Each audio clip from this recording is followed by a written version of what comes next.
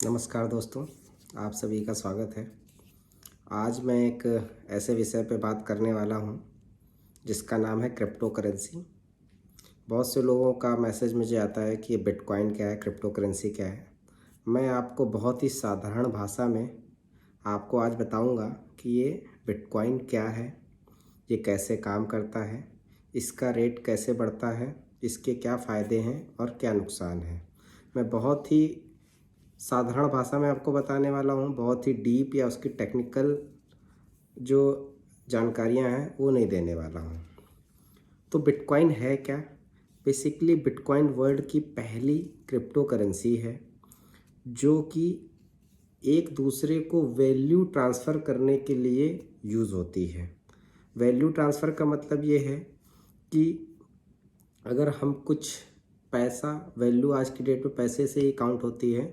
अगर हम किसी को भेजना चाहते हैं तो आज हमें किसी थर्ड पार्टी की ज़रूरत पड़ती है, जैसे कि बैंक हैं या वॉलेट हैं कई तरह के।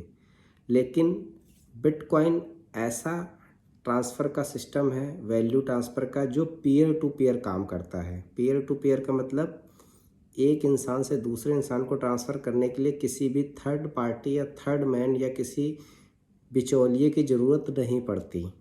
जैसा कि पहले ज़माने में होता था कि अगर हमें पेपर वैल्यू, पेपर मनी, अगर हमें कैश ट्रांसफ़र करना होता था तो अगर हम एक दूसरे से लेन देन कर रहे हैं तो फ़ेस टू फेस लेन देन कर सकते थे।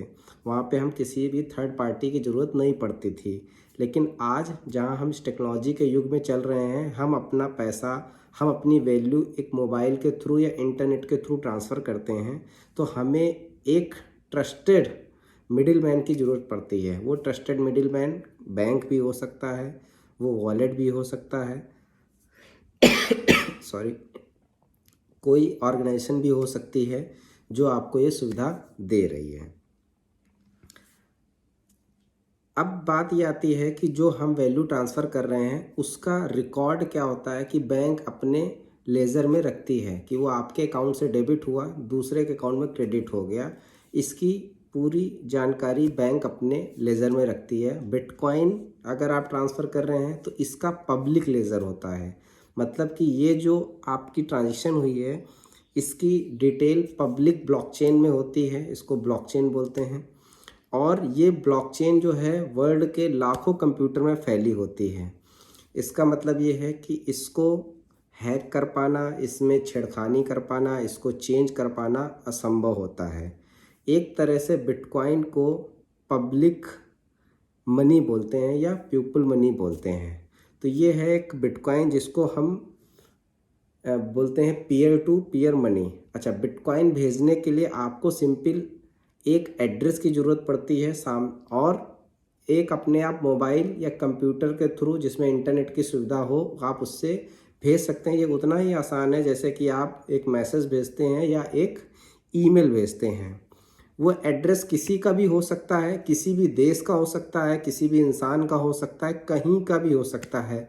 मतलब कि ऐसा ज़रूरी नहीं है कि अगर आप हिंदुस्तान में रहते हैं तो आप हिंदुस्तान में भेज सकते हैं। आप विश्व के किसी भी कोने में ये अपनी वैल्यू भेज सकते हैं और इसको भेजने में, सामने क्रेडिट होने में मात्र कुछ मिनट ही लगते हैं। तो ये है बिटकॉइन।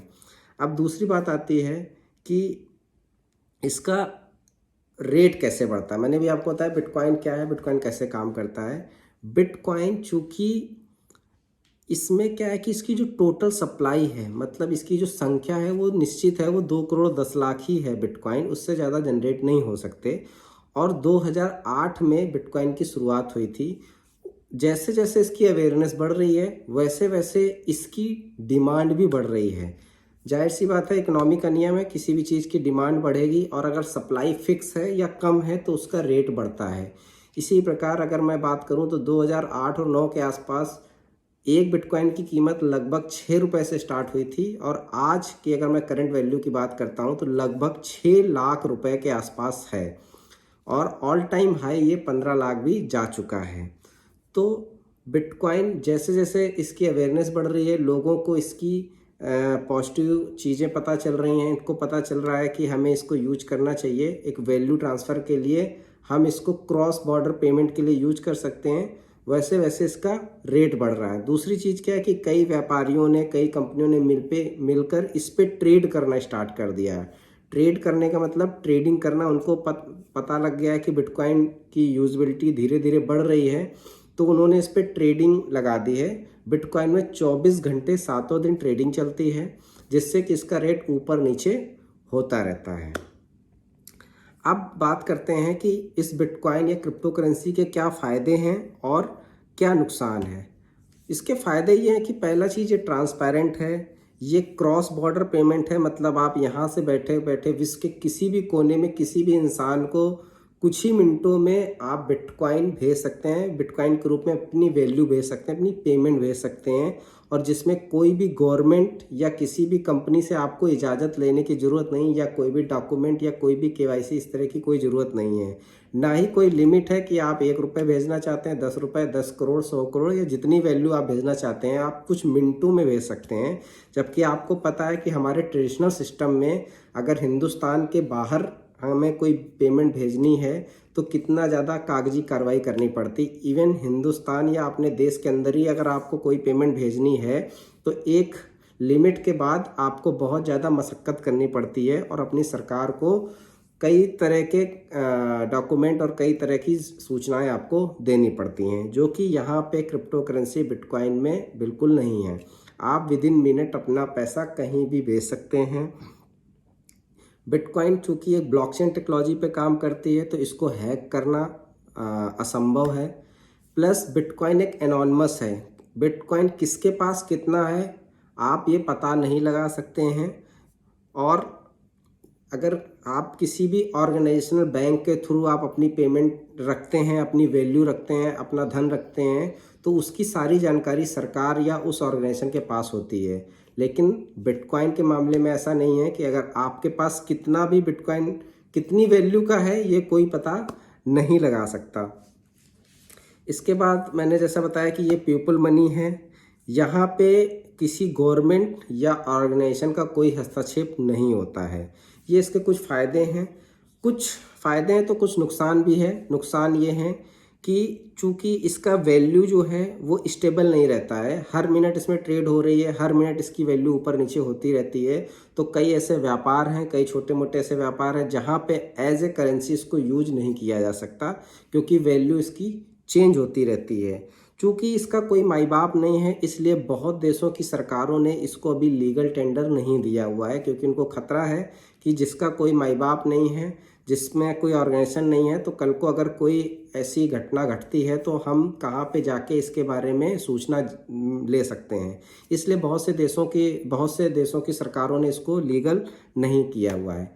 तीसरी चीज़, इसका नुकसान ये है कि अपने संसार में डार्क वेब नाम की एक चीज़ होती है। मतलब कुछ अवैध काम होते हैं इंटरनेट पे, जिनकी खरीद फरोख्त करने के लिए लोग वैल्यू के रूप में, पेमेंट के रूप में बिटकॉइन का यूज़ करते हैं। एक छोटा सा उदाहरण है, अगर आपने देखा होगा पीछे एक वायरस फैला था जो कई बैंकों में या कई कंप्यूटर में आ गया था, तो वो डार्क वेब का ही एक एग्जाम्पल बोल सकते हैं, जिसमें से जो हैकर्स थे वो उस वायरस को हटाने के लिए पेमेंट के रूप में बिटकॉइन की मांग कर रहे थे।